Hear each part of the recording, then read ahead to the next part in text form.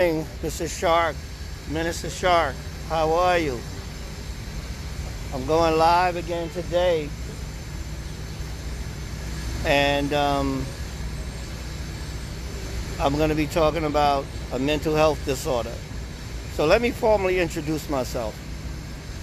I'm Minister Ricardo Shark, and that's minister under the Higher Praise Community Church in the Bronx, Senior Pastor Tony Green.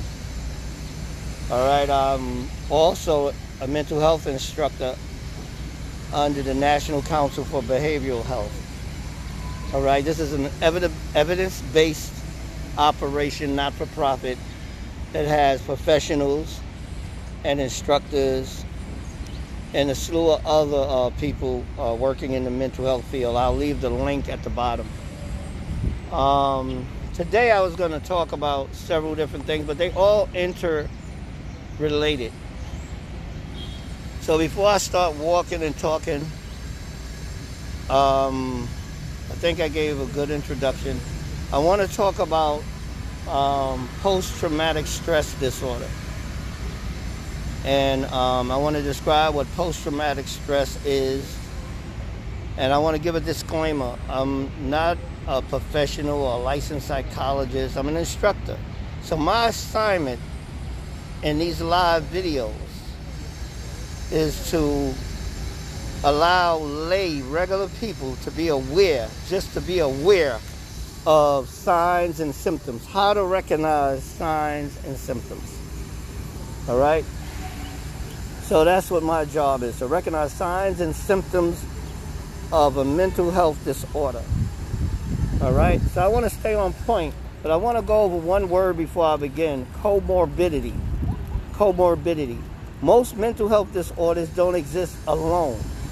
So if you're dealing with anxiety, you're usually dealing with depression.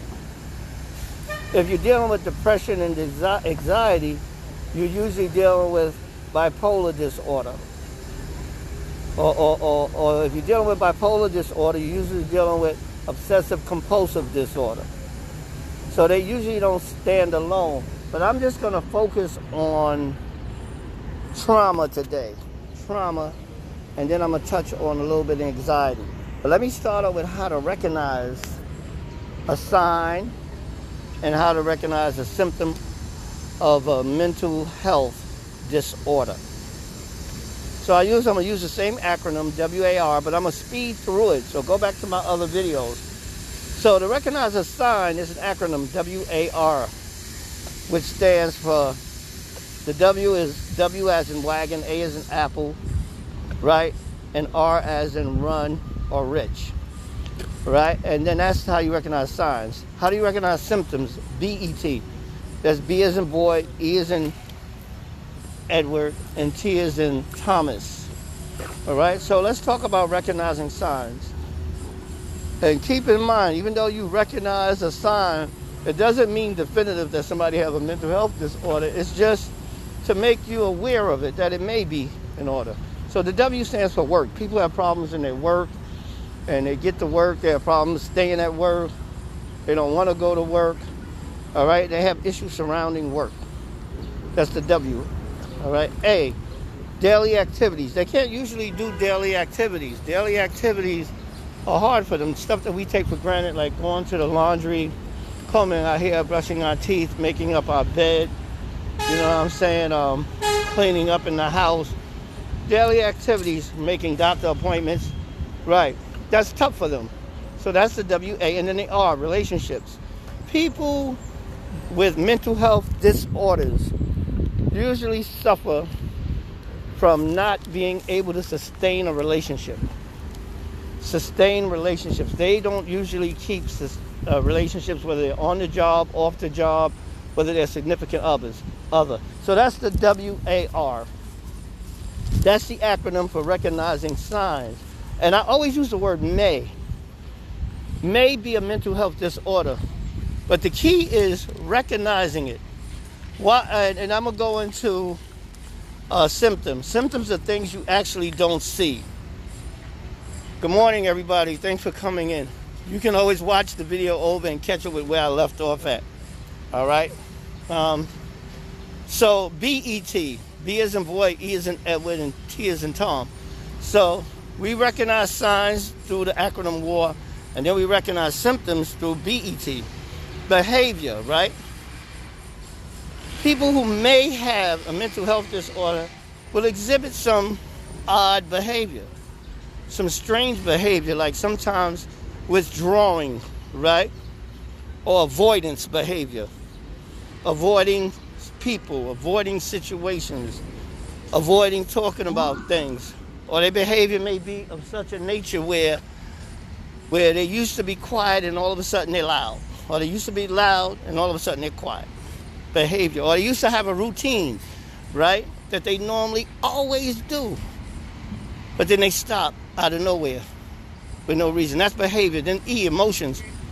People who dealing with mental health disorders exhibit emotions that's a little, would be not ordinary emotions. And let me give you one example that always comes to my mind. Crying spells. You're dealing with crying spells, right? Uncontrollable crying spells that come out of nowhere. So we're just stigmatizing mental health. I'm just showing lay people how to recognize signs and symptoms. And then along with emotions, again, bipolar. Could be bipolar, just, but dealing with bipolar. One low emotional, quiet and calm, and then out of nowhere, just rapidly loud. All right, so that's emotions. And then the thoughts. Let's talk about the thoughts that a person with mental health disorder may have.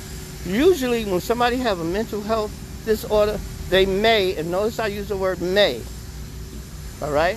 They may exhibit, Miss Walter, they may exhibit helpless, like hopelessness. Everything is gloom. Everything is doom. Like today being a little cloudy, they wouldn't like this day.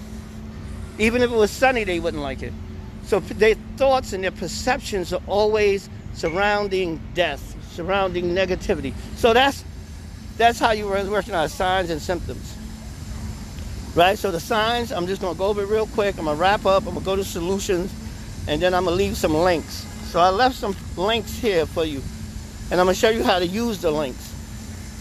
All right? So signs, W-A-R, symptoms, B-E-T. All right? That's how you recognize signs and symptoms. And then my whole acronym is SSS, signs, symptoms, and solutions. All right? So what I want to go over, I want to show you, so you can screenshot this. I wrote it out. I actually did homework. So this is very important because the majority of people who deal with mental health issues do not go get professional help. So coming to somebody on a video like this is priceless. It's invaluable.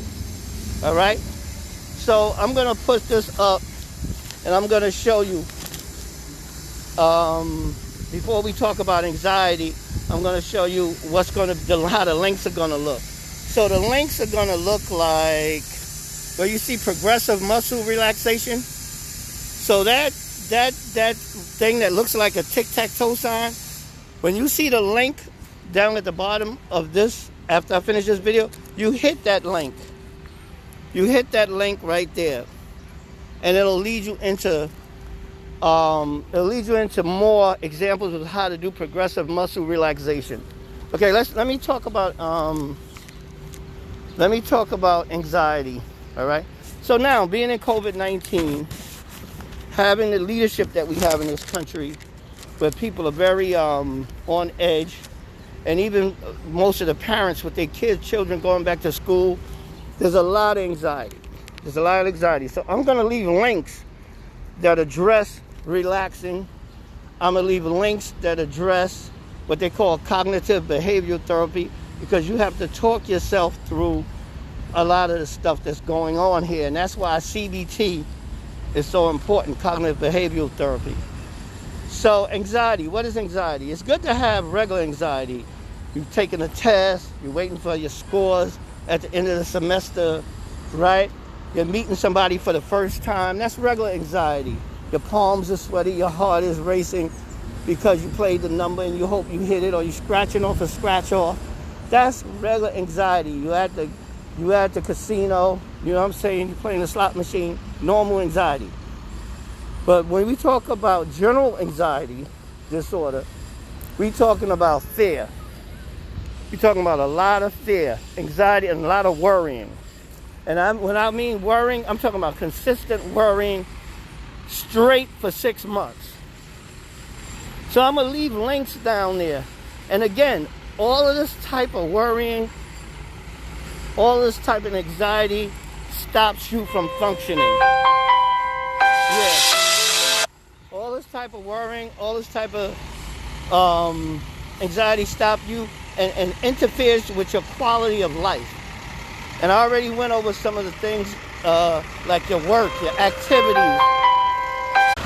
Sorry about that. Your work, your activities, and your relationships are really not all there. And then your behavior, emotions, and thoughts. So I'm going to leave you with a few things. I want to go over some anxiety stuff real brief. So again, anxiety kind of immobilizes you. And remember, at the beginning of this, if you wasn't in on the beginning, I said that I came up with a word, and I want you to say this word. I can't hear you, but I want you to say it. Comorbidity.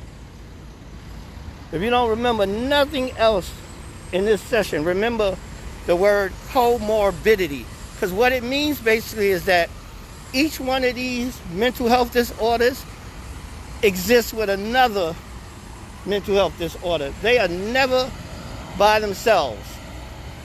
So if you have anxiety, you're bound to have depression. If you have depression, you're bound to have obsessive compulsive disorder. So, but right now, I don't want to simplify it. I want to stay with anxiety, general anxiety disorder. So those are the things. And I have couple of things I want to go over that I wrote out. So again, post-traumatic stress disorder, right? Post-traumatic stress. What we're dealing with now is enough to generate post-traumatic stress in anybody. So the word post, let me just break that down real quick. Post is after. So you experience a stressful situation, and it's usually a terrifying event. Could be an accident, could be somebody pulling a gun on you, trying to rob you, could be a death in the family, right? And in most cases, veterans are associated with post-traumatic stress disorder where they was in combat. And when you have post-traumatic stress disorder, and notice that word disorder, it interferes with the quality of life. So what I'm going to do is I'm going to leave links, right? And I'm going to go over some examples again. Combat exposure. You're in the Army, right? Somebody might have had a sexual situation and was violated. These are serious issues that cause post-traumatic stress disorder, all right? Childhood physical abuse. And keep this in mind, nobody ever addresses these things. These things can go on all their lives, all right? Being threatened with a weapon, and I mentioned that, right? Or been into a car accident. But keep this one word in mind. They all are terrifying events, and they all could be triggered at different times. So the links I'm going to leave for you are going to be professional links that'll help you out. And let me go over some of those links now, because I deal with this acronym called SSS. I showed you about signs, how to recognize signs. I showed you about symptoms, how to inquire about symptoms. And then the solution part. Because it's one thing to recognize somebody may have a mental health issue, and then it's a bigger thing to have solutions. So let's go over some solutions. All right? I want you to write this down if you got a pen, or repeat it again if you repeat it. One of my favorite solutions is these professionals, and these are professionals. Let me repeat that again. I am not a professional, I am an instructor.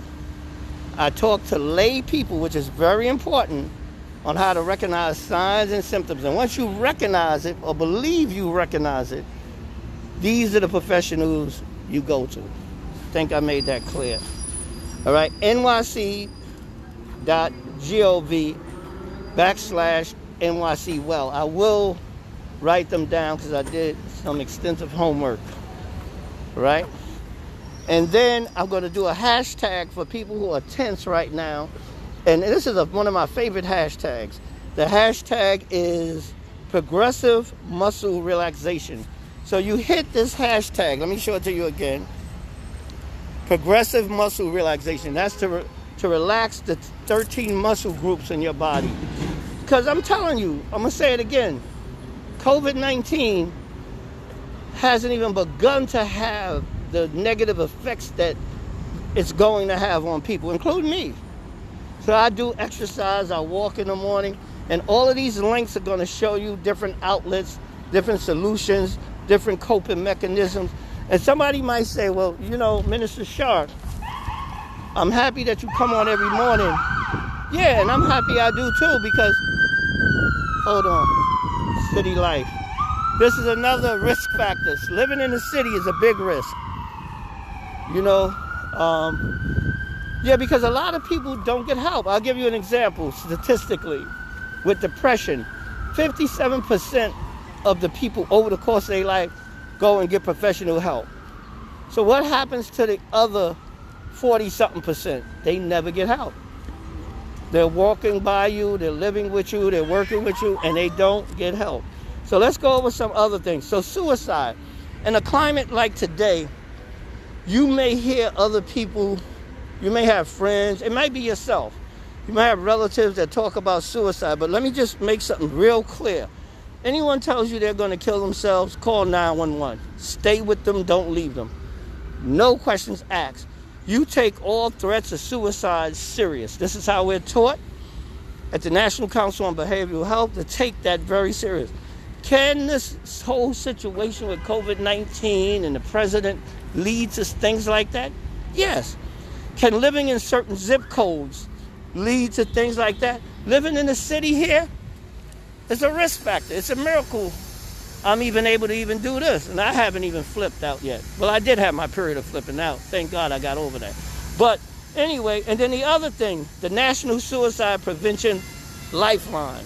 Let me give you those numbers. And I'm going to put all this on the link, 1-800-273-8255 or 1-800-273-TALK. And then again, if you want to dial in to Thrive, these are professionals that's there 24 hours a day, 7 days a week. It's 1-888-NYC-WELL. Let me do it again. 1-888-NYC-WELL. And I'm going to give a quick shout out to my aunt down south, Maddie Williams. I got my fedora on. She told me she missed the hat thing, you know. So that should ease some of her anxiety now that she see the hat, you know. She should be like, ah. But on a serious note, again, I'm going to leave these links down here. Play this back to yourself. This is so important. This information is so important. And I want you to do two things too. Share this with people. Share this out. Because even if you do got a doctor and you do got a therapist, they not having office visits. And when you do talk to them on the phone like this, they don't say much. You know what I'm saying? They listen. So this is priceless what I'm doing. So share it out to other people. So the donation part, I do ask for donations. And a donation is just what it is. It's a donation. You know, you give what you want to give. You know what I'm saying? Or you share. Donation can mean sharing this information. Because it ain't about money all the time. It's about information. It's about resources. It's about building relationships. And don't get it twisted. Money do help. But it's wider than that. So I'll leave links for the donation down there too. And again, stuff you might share this out and it can save somebody's life. So I'm going to conclude. This has been like a little long one that I did. But listen to the information. Hit on the links. Again, I'm going to show you the link. Progressive Muscle Relaxation. That's a link. I'm going to show you a link. It's going to be the National Council, the nationalcouncil.org. That's going to be another link to professionals. And share it with somebody. And I want to close out by saying share, share, and share. Another miracle. I'm the Chief Executive Officer, Ricardo Shark of the Grace Group Consortium. We're consultants and we're destigmatizing mental health. Later.